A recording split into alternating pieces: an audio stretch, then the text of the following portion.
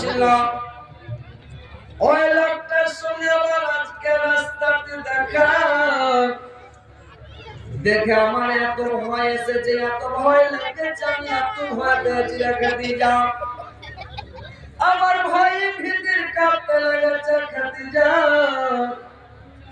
আমি ওখান থেকে চলে আসলাম কাঁপতে কাঁপতে, মনে হয় আমি আর বাঁচবো না।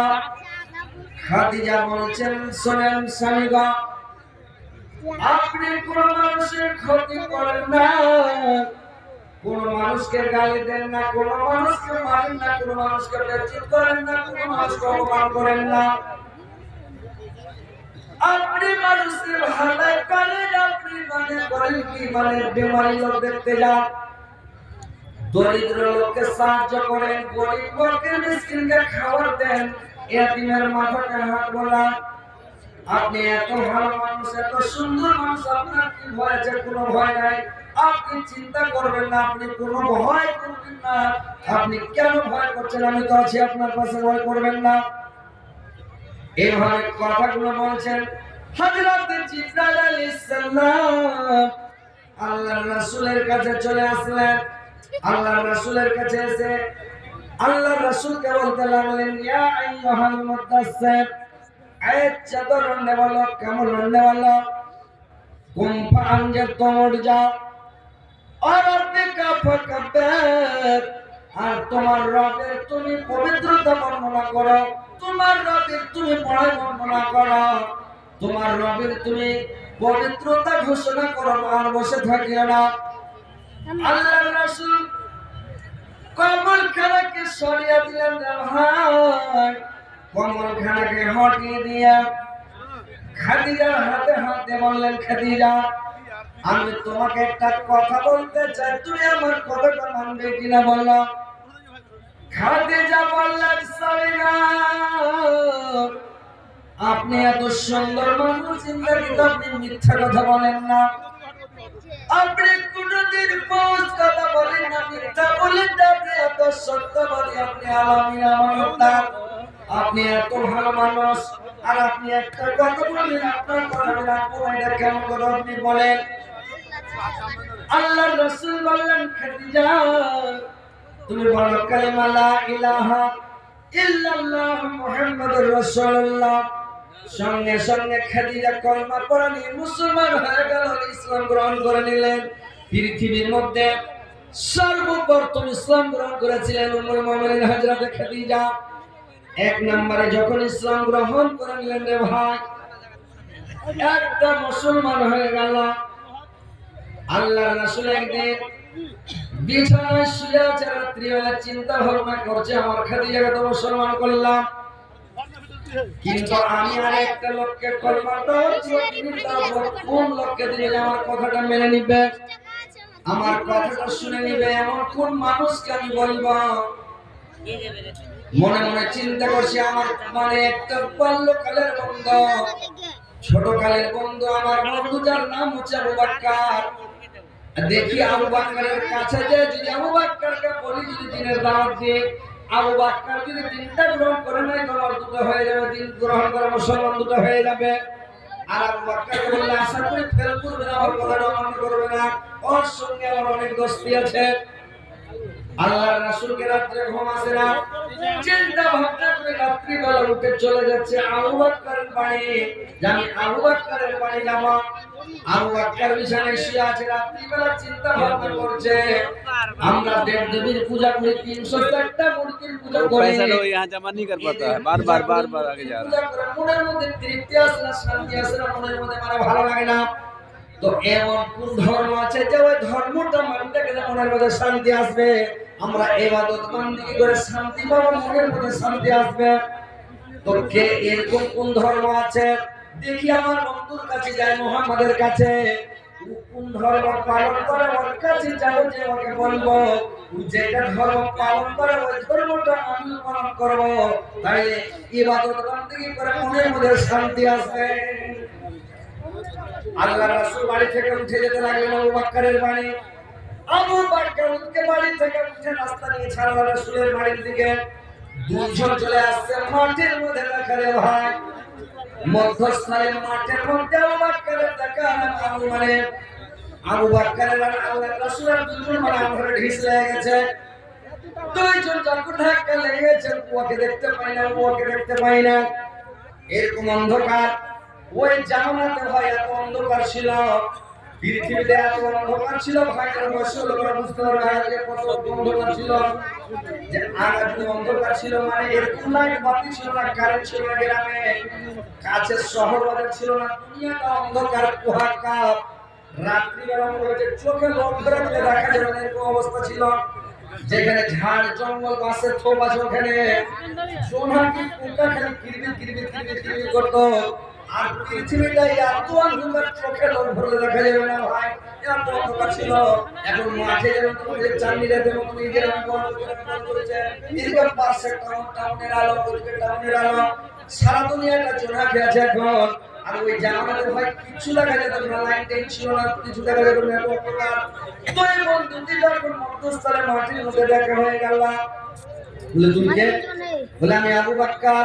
আপনি কে? বললে আমি মুহাম্মদ। বললে কোথায় যাচ্ছেন? বলে আমি তোমার বাড়ি যাচ্ছিলাম। আল্লাহর রাসূল বলেন আবু বকর তুমি কোথায় যাবে? বলে আমি আপনার বাড়ি যাচ্ছিলাম। বলে আমার বাড়ি কি ব্যাপার? যাই হোক, যখন দুজনের বাড়ি যাচ্ছিলাম, তার কি যাবো, দুজন যখন মধ্যস্থলে মাঠে দেখা হয়ে গেল, তো যাক আমরা এক জায়গাতে বসে যাই, এখানে একটু আলোচনা হয়ে যাক। দুইজন বসে গিয়ে আল্লাহর রাসূল তখন বলল, আমি তোমার কাছে যাচ্ছিলাম আবু বকর, এই জন্য দ্বীন দেওয়ার জন্য, আমি কালিমার দাওয়াত দেওয়ার জন্য যাচ্ছিলাম, যে আমার খাদিজা দ্বীন মেনেছে, ইসলাম গ্রহণ করেছে। দুই নম্বরে আমি একটা লোক পাই না, আমি জানি যে আমার কত উচ্চ আবু বকর, আমি যেটা কথা বলবো মেনে নিবে, এই জন্য আপনার কাছে আসলাম, কি খবর? আবু বকর বললেন, নবী গো, আমিও বাড়ি থেকে ইরাদা করে এসেছি যে আপনি কোন ধর্ম পালন করেন, কোন ধর্ম মানে, আপনি কোন ধর্মের উপরে আছেন, ওই ধর্মটা আমি ইসলাম ধর্মটা গ্রহণ করব, ওই ধর্মটা আমি গ্রহণ করব, এই জন্য আপনার কাছে চলে আসছি। আল্লাহর রাসূল বললেন, ঠিক আছে আবু বকর, তুমি বলো কালিমা লা ইলাহা ইল্লাল্লাহু মুহাম্মাদুর রাসূলুল্লাহ। তাকে দ্বীনের দাওয়াত দিল, কলেমা পড়ে নিল, আবু বকর মুসলমান হয়ে গেল। এক নম্বরে মানে মুসলমান হলো খাদিজা, দুই নম্বরে আবু বকর। বয়স্কদের মধ্যে বয়স্ক লোকের মধ্যে আল্লাহ রাসূল চ্যাংড়া, কিন্তু আবু বকর বুড়া মানে বয়স্ক। বয়স্কর মধ্যে ইসলাম গ্রহণ করল আবু বকর। তারপরে আল্লাহর রাসূলের বাড়িতে একটা জায়েদ ছিল, তার গোলাম ছিল, ওই জায়েদ ইসলামটা গ্রহণ করলো রে ভাই। গোলামের মধ্যে সর্বপ্রথম ইসলাম গ্রহণ করলো জায়েদ। এবার তিনজন হয়ে গেল। এবার হযরতে আলী,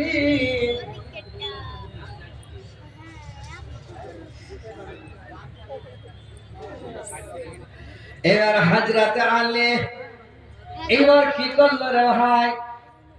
দেখছে যে আল্লাহর রাসূল আর খাদিজা কার ইবাদত করছে, কি ইবাদত করছে, এদের মনের মধ্যে খুব তৃপ্তি, খুব মানে আনন্দ।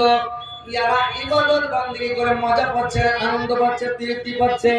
কিন্তু মানে এরা তৃপ্তি পাচ্ছে, কিন্তু অন্যরা তৃপ্তি পায় না। হযরত আলী ছোট চ্যাংড়া, হযরত আলী গিয়ে বলছে, আল্লাহ রাসূলকে বললেন, কি ব্যাপার দাদা, আপনি কার ইবাদত করেন, কিভাবে ইবাদত করেন, যে আপনি এত শান্তিতে ইবাদত করছেন, ঘরের মধ্যে ইবাদত করছেন, আপনার মনটা ভালো আছে? আল্লাহ রাসূল বললেন, আলী শোনো,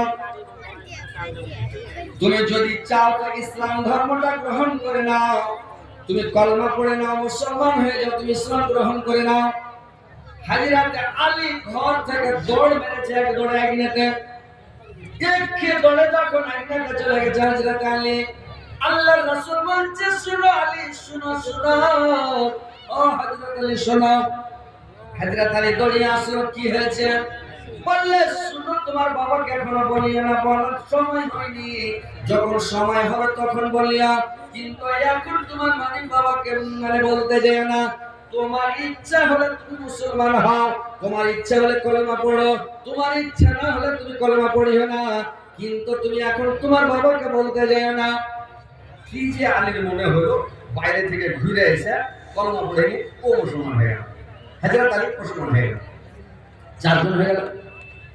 এবার আল্লাহ রাসূল বললেন, কি নিজস্ব সালাতগুলোকে, যেগুলো পাশের লোক, নিজের লোক কথা রাখবে, ওই লোকগুলোকে দাওয়াত দিতে লাগলো। এইবার দিতে দিতে দিতে দিতে দিতে দিতে বেশ কিছুটা মুসলমান হয়ে গেল রে ভাই।